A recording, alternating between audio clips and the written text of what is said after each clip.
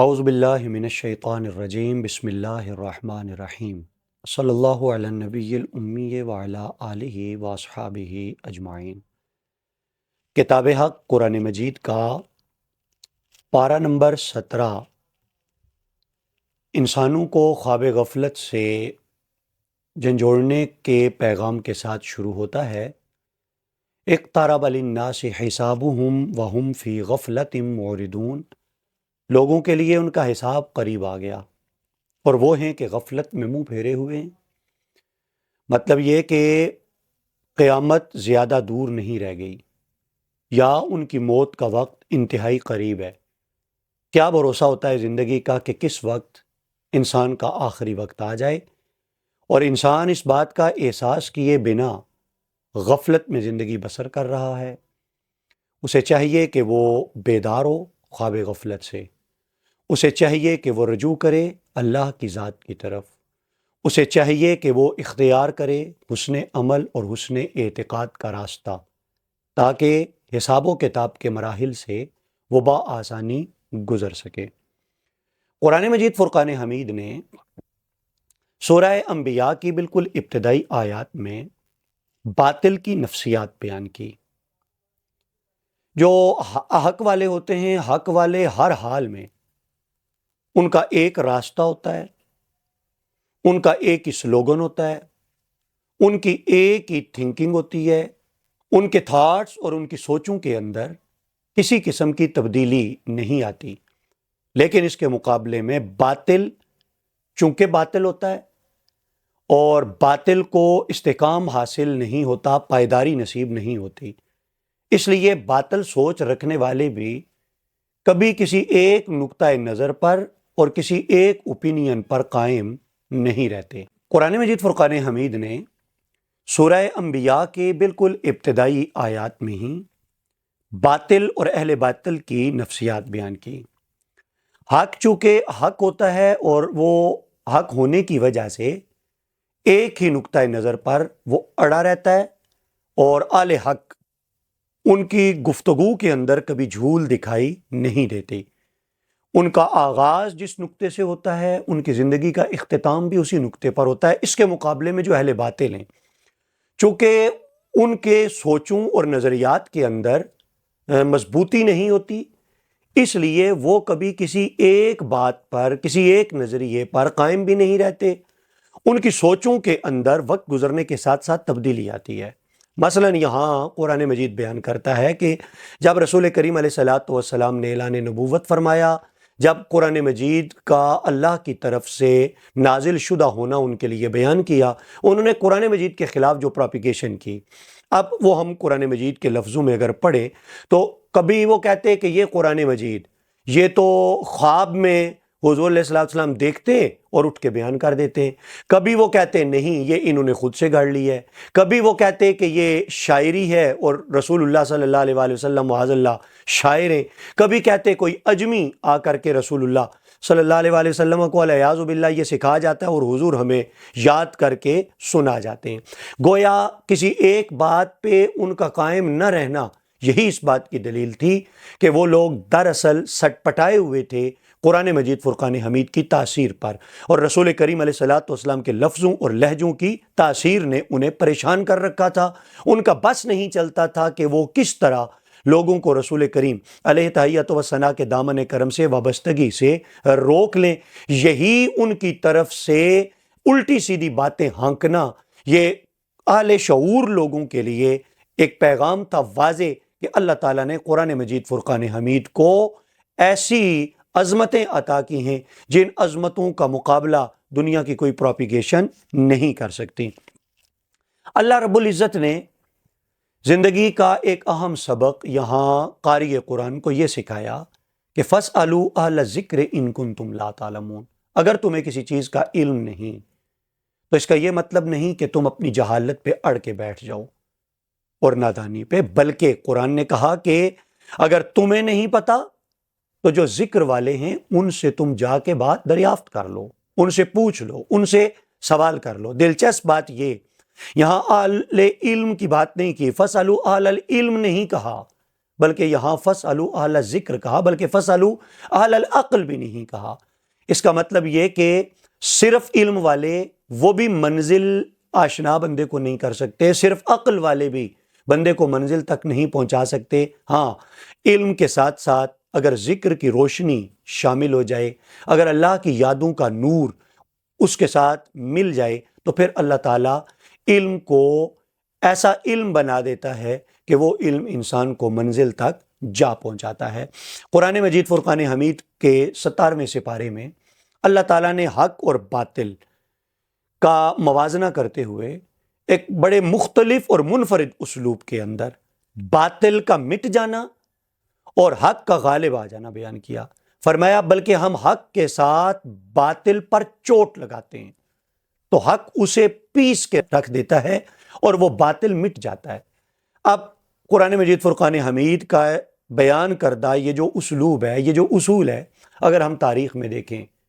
تو بہت پہلے سے یہ معاملہ شروع ہوتا ہے کہ اللہ تعالیٰ حضرت ابراہیم کی صورت میں نمرود جیسے باطل پر چوٹ لگاتا ہے۔ نتیجہ یہ نکلتا ہے کہ جو باطل ہے نمرود کی صورت میں وہ مٹ جاتا ہے، اور جو حق ہے حضرت ابراہیم خلیل اللہ کی صورت میں اللہ تعالیٰ اسے غلبہ عطا فرما دیتا ہے۔ پھر حضرت موسیٰ اور فرعون کے معاملات ہمارے سامنے آتے ہیں، پھر رسول کریم علیہ تحیۃ و ثنا اور آپ کی تحریک کی مخالفت کرنے والوں کے روپ ہمارے سامنے آتے ہیں، پھر اس کے بعد کربلا کا واقعہ ہمارے سامنے ہے۔ تو قرآن مجید فرقان حمید نے کہا کہ باطل کا مقدر مٹ جانا ہوتا ہے،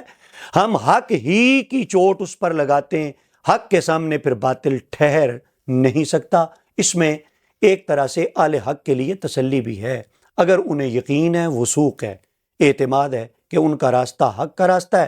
تو اس راستے میں پیش آمدہ وقتی تکالیف سے انہیں پریشان نہیں ہونا چاہیے، اس لیے کہ فتح اور غلبہ بالآخر حق کا اور اہل حق کا مقدر ہوتا ہے۔ سورہ انبیاء کی آیہ کریمہ نمبر 30 میں اللہ تعالیٰ نے ایک ایسی حقیقت بیان کی جسے جدید دور میں بگ بینگ کے نام سے یاد کیا جاتا ہے۔ مولا کائنات نے فرمایا کہ کیا کفر کرنے والوں نے یہ نہیں دیکھا کہ ان السماوات والارض کانتا رتقا ففتقناہما، کہ آسمان اور زمین باہم ملے ہوئے تھے اور ہم نے انہیں ایک دوسرے سے جدا کیا۔ اب کائنات جس دھماکے کے نتیجے میں، جس بگ بینگ کے نتیجے میں معرض وجود میں آئی، قرآن مجید فرقان حمید نے وہ تھیوری 1400 سال پہلے بیان فرمائی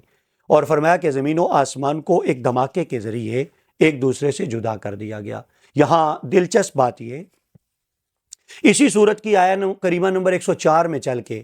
اللہ تعالیٰ نے اختتام کائنات کی جب بات کی تو وہاں فرمایا یوم نطوی السماء کطی السجل للکتب، جس دن ہم آسمان کو لپیٹ لیں گے جیسے لکھے ہوئے کاغذات کو لپیٹ لیا جاتا ہے۔ گویا جب کائنات بنانی تھی تو زمین و آسمان کو جدا کر دیا، اور جب پھر کائنات کو اختتام کی طرف لے کے جانا ہے تو قرآن نے کہا کہ ہم آسمان کو کاغذ کے ٹکڑے کی طرح، پیپر کی طرح ہم اسے لپیٹ دیں گے۔ گویا یہ ساری قدرتیں اللہ رب العزت کے پاس ہیں، وہ جب چاہے کائنات بنا دے اور جب چاہے تو اس کائنات کو فنا کی طرف لے کے چلا جائے، اس لیے کہ وہ قادر و قدیر بھی ہے اور وہ فعال لما یرید بھی ہے۔ اللہ تعالیٰ نے سورہ انبیاء کے اندر، اس کا نام ہی سورہ انبیاء ہے، تو بہت سارے انبیاء کرام کا یہاں تفصیلی تذکرہ کیا۔ حضرت ابراہیم خلیل اللہ کا ذکر ہوا، حضرت زکریا اور حضرت یحییٰ کا تذکار خیر کیا گیا، حضرت لوط، حضرت نوح، حضرت داؤد و سلیمان اور حضرت اسماعیل و ادریس، حضرت ذوالکفل اور ذوالنون علیہم السلام، ان تمام انبیاء کرام کا تذکرہ اللہ تعالیٰ نے سورہ انبیاء میں کیا۔ اسی مناسبت سے اس سورت کو سورہ انبیاء کہہ دیا گیا۔ حضرت سلیمان کے لیے خاص طور پر ہواؤں کے مسخر ہونے کی بات کی گئی کہ ہم نے سلیمان کے لیے تیز چلنے والی ہواؤں کو محکوم کیا، مسخر کر دیا، اور وہ اس کے حکم سے زمین کے ان علاقوں میں چلتی جن میں ہم نے برکت رکھی۔ حضرت سلیمان کے بارے میں کہا جاتا ہے کہ وہ ہوا کو حکم دیتے، ہوا ان کے تخت کو اپنے دوش پہ اٹھاتی اور پھر اس طرح مہینوں کا سفر وہ منٹوں گھنٹوں میں طے کر دیا جاتا۔ یہ حضرت سلیمان علیہ السلام کی شان ہے۔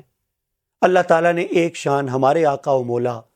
محمد عربی صلی اللہ علیہ وآلہ وسلم کو عطا فرمائی۔ حضور علیہ السلام نے ارشاد فرمایا کہ زویت لی الارض، میرے لیے اللہ نے زمین کو سمیٹ دیا ہے۔ ہم دیکھتے ہیں معراج کے موقع پر جب مشرکوں کی طرف سے مسجد اقصیٰ کی نشانیاں پوچھی گئیں تو حدیث ہماری رہنمائی کرتی ہے کہ اللہ نے مسجد اقصیٰ اٹھا کے حضور کی نگاہوں کے سامنے کر دی، اور آقا علیہ السلام مسجد اقصیٰ کو دیکھتے جاتے اور ان کے ہر سوال کا جواب دیتے چلے جاتے، گویا یہاں ہواؤں کے دوش پہ سفر کرنے کی ضرورت نہیں، اللہ نے وہ بے مثل شان رسول اللہ صلی اللہ علیہ وآلہ وسلم کو عطا فرمائی۔ حضرت سلیمان کے حوالے سے یہ حقیقت بھی بیان کر دی کہ سرکش جنات کو ہم نے ان کے تابع کر دیا۔ یہاں سے یہ بات سمجھ میں آئی کہ جب اللہ نے اشرف المخلوقات ہونے کا شرف انسان کو بخشا تو اس میں کوئی شک نہیں کہ سب سے زیادہ طاقت، قوت، صلاحیت اور ٹیلنٹ بھی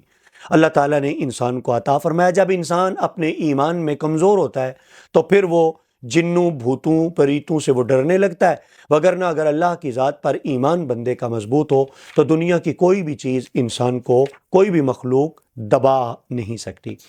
سورہ انبیاء کے بعد سورہ حج کا آغاز ہوا۔ سورہ حج کے ابتدائی مراحل میں اللہ تعالیٰ نے مرنے کے بعد دوبارہ اٹھائے جانے کے عقیدے کا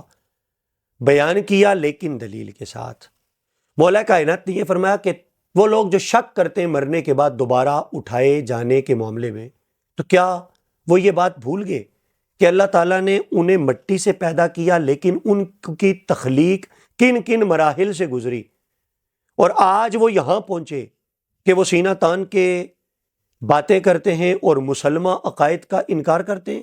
اب وہ جو تخلیق کے مراحل ہیں، مولا کائنات نے ان کا بیان کیا کہ ہم نے تمہیں مٹی سے پیدا کیا، پھر بوند بھر پانی سے، پھر رحم سے چمٹے ہوئے خون سے، پھر جڑے ہوئے گوشت یعنی لوتھڑے کے ٹکڑے سے، بعض اعضاء تخلیق شدہ اور بعض بے تخلیق، تاکہ تم پر ہم حقیقت کو ظاہر اور آشکار کر دیں۔ اب قرآن مجید فرقان حمید نے یہ تمام مراحل اسی لیے بیان کیے کہ جو رب پانی کی بوند کو وہ لوتھڑا بنا سکتا ہے، لوتھڑے سے ہنستی مسکراتی زندگی اسے تخلیق کر سکتا ہے، کیا اس رب کے لیے دوبارہ مرنے کے بعد اٹھانا، زندہ کرنا کوئی مشکل کام ہے؟ اگر تم عقل رکھو، اگر تم شعور رکھو تو اپنی ہی ذات میں غور و فکر تمہیں عقائد حسنہ کی طرف لے جانے میں ممد اور معاون ثابت ہوگا۔ چونکہ یہ سورہ حج ہے، اس میں حج کا بیان ہے، اسی مناسبت سے اس کا نام سورہ حج رکھا گیا۔ تو آیت کریمہ نمبر 27 کے اندر اللہ تعالیٰ نے حضرت ابراہیم خلیل اللہ کو جو حکم دیا تھا تعمیر کعبہ کے وقت، اس کا بیان ہوا۔ فرمایا وَأَذِّن فِي النَّاسِ بِالْحَجِّ، اور لوگوں میں حج ادا کرنے کے لیے اعلان فرمائیے۔ روایات و احادیث ہماری رہنمائی کرتی ہیں کہ اللہ کی رہنمائی کی صورت میں حضرت ابراہیم خلیل اللہ نے مکہ کے ایک ٹیلے پہ چڑھ کے اعلان کیا۔ جب اعلان کا حکم ہوا تو حضرت ابراہیم خلیل اللہ نے سوال کیا، مولا میری آواز دور دور تک پہنچے گی کیسے؟ تو حکم ہوا کہ تیرا کام اعلان کر دینا ہے، آواز پہنچانا ہمارا کام ہے۔ حضرت ابراہیم نے جب اعلان کیا تو جو لوگ عالم ارواح میں موجود تھے سب نے حضرت ابراہیم کا اعلان سنا، چونکہ اعلان سنانے والا اللہ تھا۔ تو فرمایا جس کے نصیب میں حج کرنا لکھا جانا تھا اس نے اعلان سن کے لبیک کی صورت میں جواب بھی دیا، اور اس موقع پر جس نے لبیک کی صورت میں جواب دیا اللہ تعالیٰ اسے زندگی میں حج ضرور نصیب فرمائے گا۔ معاشرتی زندگی کے حوالے سے یا مومنانہ زندگی کے حوالے سے ایک بہت خوبصورت پیغام قرآن مجید کا آیت کریمہ نمبر 30 کے اندر سورہ حج کی اللہ تعالیٰ نے شرک کی مذمت کی، اور حیران کن طور پہ یہاں شرک کی غلاظت سے خود کو بچانے کا حکم دینے کے ساتھ متصلاً اللہ نے جھوٹ بولنے سے منع فرمایا۔ فرمایا فَاجْتَنِبُوا الرِّجْسَ مِنَ الْأَوْثَانِ، بتوں کی گندگی سے بچو، اور ساتھ فرمایا وَاجْتَنِبُوا قَوْلَ الزُّورِ، اور جھوٹی بات کرنے سے اجتناب کرو۔